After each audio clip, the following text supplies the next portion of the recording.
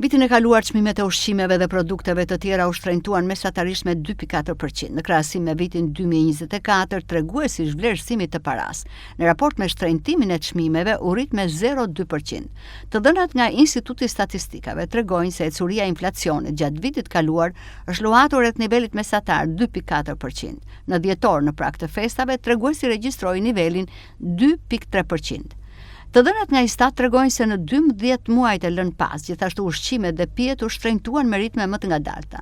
Inflacioni te kjo kategori produktesh ishte 2.8% nga 2.4% gjatë 2024. Mirëpo treguesi nuk përputhet me çmimet e produkteve në tregje.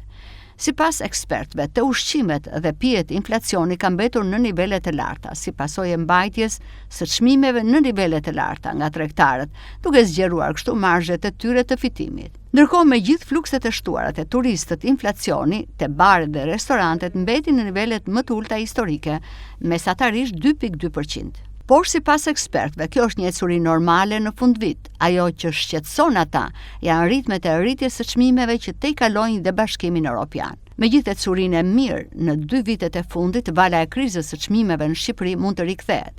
Paralajmërimi për një jetesë dhe më të vështirë vjen nga Komisioni Evropian në raportin e fundit për ekonominë e vendit.